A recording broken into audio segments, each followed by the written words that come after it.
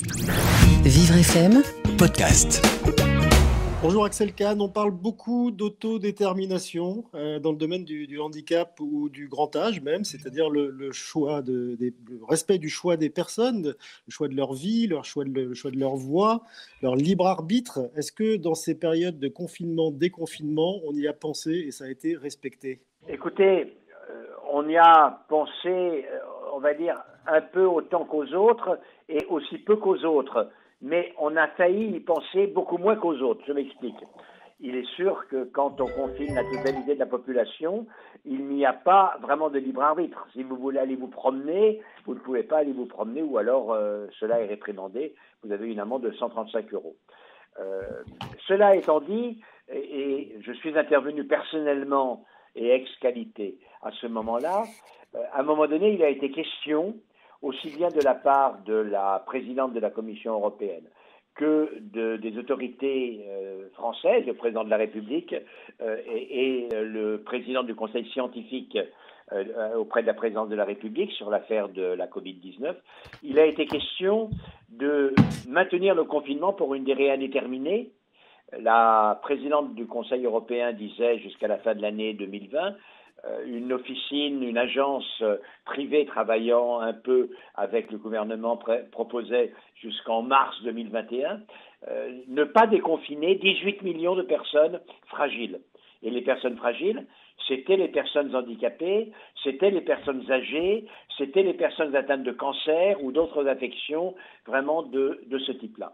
Et là, bien évidemment, on se trouvait face à une discrimination, et peut-être la pire de toutes, une discrimination en raison de la fragilité. Alors même que la fragilité doit inciter à aider, à tenir la main, à accompagner, à conseiller, à protéger, jamais à discriminer. Et je suis intervenu, et d'autres aussi, et très rapidement, nous avons pu faire entendre raison aux autorités, et la mesure a été ôtée.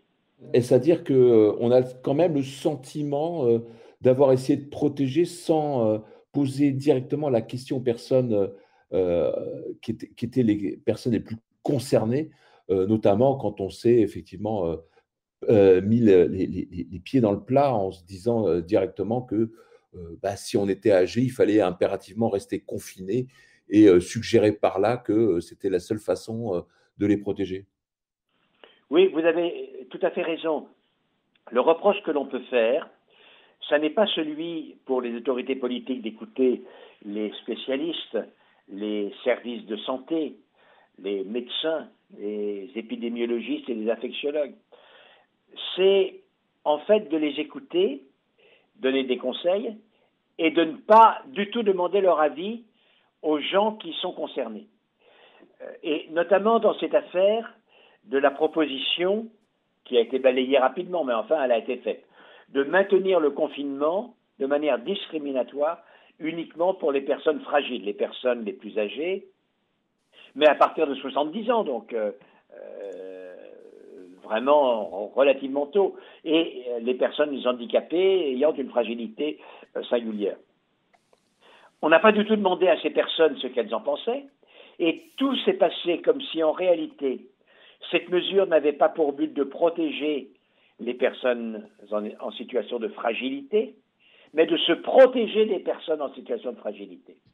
C'est-à-dire que l'argument a été « ouïe aïe aïe, elles sont beaucoup plus fragiles, elles tombent beaucoup plus malades, et il faut que l'on s'en préserve par conséquent ». Alors je comprends bien le souci de protéger les services de réanimation, les services de santé était un souci extrêmement louable.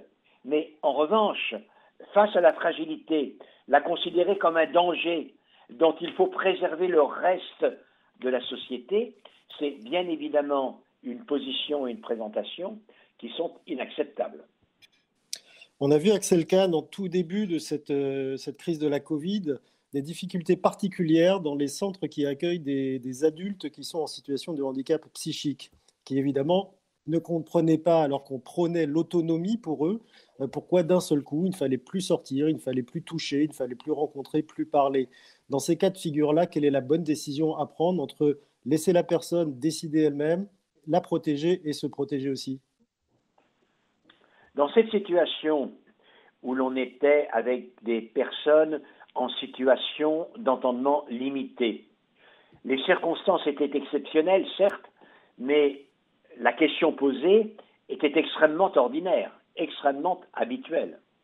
Dans les établissements où on reçoit ces personnes, on essaye en mettant les choses au mieux, ce n'est pas toujours le cas, on essaye, en mettant les choses au mieux, d'assurer et de leur maintenir le maximum d'autonomie. On ne fait naturellement pas comme si elles avaient le même niveau d'entendement leur permettant de conduire leur autonomie comme une personne, on va dire, de 25-30 ans, engagée dans la vie professionnelle, quelle qu'elle soit.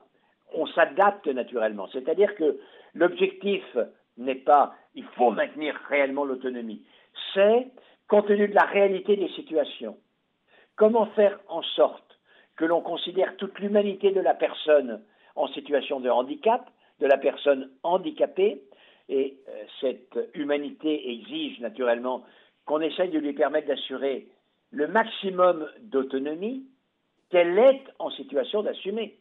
Et on sait bien, il y a des cas où la personne n'est pas en situation d'assumer la même autonomie qu'une autre personne totalement valide. On n'était que dans des situations un peu singulières dans le cadre d'une épidémie. Mais le fond du problème est nullement nouveau. En réalité, on est toujours confronté à cette ambivalence qui est la protection et le maintien de l'autonomie. Le maître mot pour cela, je le répète souvent, mais il est important, est le mot de l'accompagnement. L'accompagnement qui vient de la conjonction des deux mots comme panere en latin, manger son pain avec, partager son pain avec, signifie que l'on est avec une personne que l'on considère à ce point comme une semblable et non pas une personne en tutelle, une personne dont on a la pleine responsabilité, que l'on va partager son pain, on peut partager son pain avec elle. Il n'empêche qu'elle est en difficulté, donc il faut l'accompagner en tendant une main secourable. C'est ça la ligne de conduite de la confrontation entre le personnel soignant, en règle générale, les valides et les personnes, en particulier les personnes ayant des handicaps psychiques sévères. À propos d'accompagnement, Axel Kahn, il y a la question de la fin de vie qui s'est imposée à nous tous. On a vu le rapport Gage déposé ces dernières semaines, mais arrivé peut-être un peu tard. Et la question des EHPAD a ressurgi. On avait oublié que c'était un endroit où on y mourait plus qu'autre part, et surtout que on n'était peut-être pas forcément adapté pour justement accompagner les personnes en situation d'être plus qu'en précarité, puisque là, quand on est dans un EHPAD, c'est que généralement, on est vraiment sur la fin. Oh, je ne dirais pas ça. Je vous rappelle quand même que les EHPAD, ce ne sont pas des lieux de mort, ce sont des lieux de vie. Ce sont des établissements d'hébergement, mais moi je n'aime pas le terme d'hébergement, on fait plus que des hébergés, que sont des lieux de vie de personnes, on revient à la question précédente, de personnes qui ne sont pas indépendantes. Et donc il faut accompagner des établissements d'hébergement d'adultes dépendants, de personnes adultes dépendantes. Donc, ce n'est pas des soins palliatifs. Ce serait une grossière erreur. Et même les soins palliatifs ne sont pas des lieux de mort. Ce sont des lieux qui permettent de profiter, alors même que la vie n'est plus appelée à avoir un long déroulement devant elle, à profiter de cette vie de la meilleure manière possible. Ce sont des lieux réellement de vie et en particulier, grâce à l'accompagnement, lorsqu'il peut être mené, il faut que ces personnes-là puissent assumer et avoir accès à tous les plaisirs auxquels ils peuvent avoir accès, qui sont multiples, qui peuvent être sensoriels, qui peuvent être intellectuels, qui peuvent être par appel du souvenir, etc., etc. Et on y meurt parce qu'on est plus proche de sa mort que de sa vie quand on est en EHPAD, on est âgé, on est devenu dépendant et l'on doit mourir. Mais, le problème du Covid a été nouveau ici car à un moment donné, ça a entraîné une totale distanciation entre la personne malade, la personne en EHPAD, la personne cette fois-ci en EHPAD et en fin de vie, elle n'est pas en fin de vie parce qu'elle est en EHPAD, elle est en EHPAD et par ailleurs elle est atteinte d'une autre affection, parfois la Covid-19, et elle va mourir, et la famille qui ne pouvait pas lui dire adieu, qui ne pouvait pas participer au deuil. Et même les autres pensionnaires, les autres habitants de l'EHPAD, eux-mêmes cloîtrés dans leur pièce, dans leur chambre, ne pouvaient pas participer au deuil. Et ça, c'est important. C'est important parce que le deuil d'une personne est l'un des marqueurs importants de cette humanité à laquelle j'ai fait allusion tout à l'heure. L'animal humain est le seul, autant qu'on puisse le dire, qui est une symbolique du deuil. Le deuil signifie que parce que l'on est une personne humaine, on est important et la disparition de quelqu'un d'important est quelque chose qui mérite qu'on s'y arrête, qui mérite qu'on le symbolise, qui mérite qu'il y ait une ritualisation de ce passage, de cet événement extrêmement important.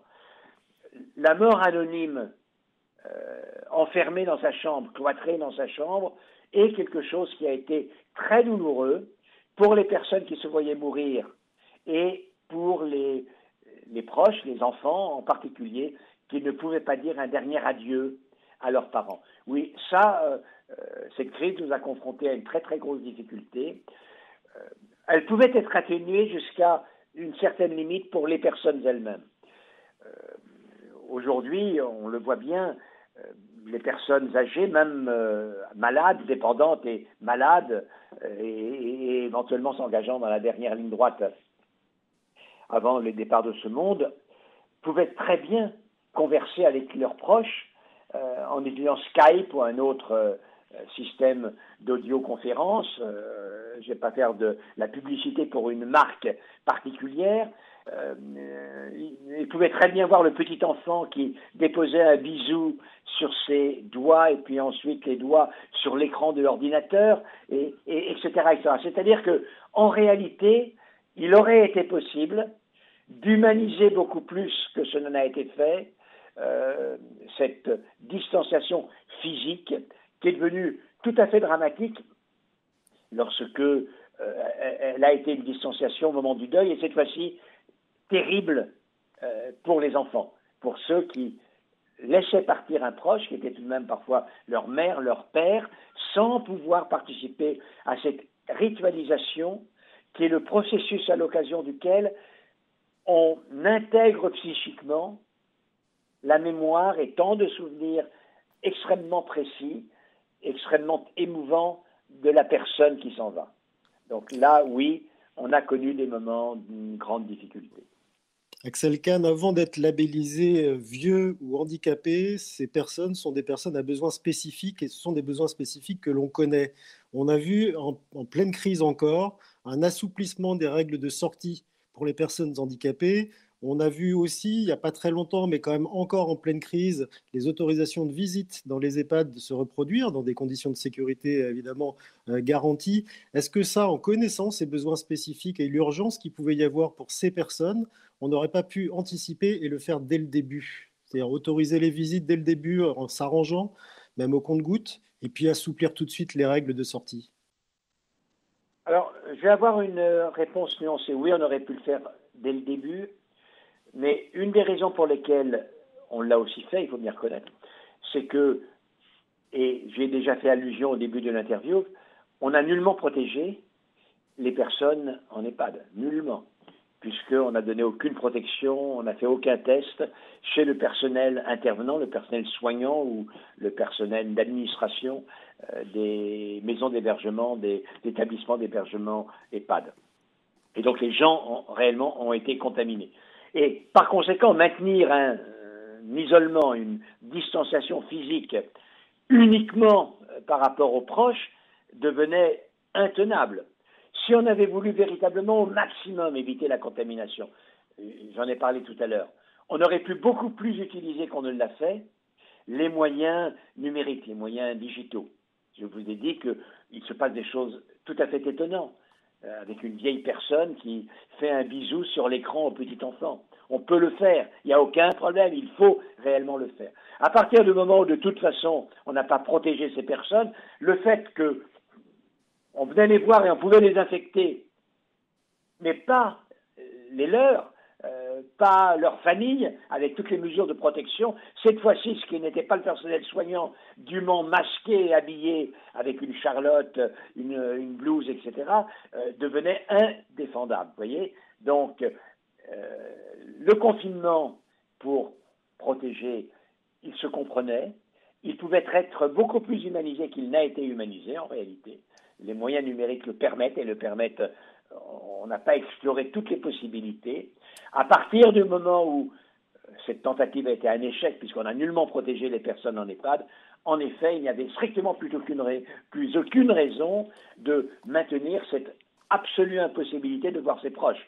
On pouvait être contaminé par tout le monde, mais on ne pouvait pas voir ses proches qui, eux, l'étaient moins probablement que le personnel soignant que l'on voyait sans aucune protection.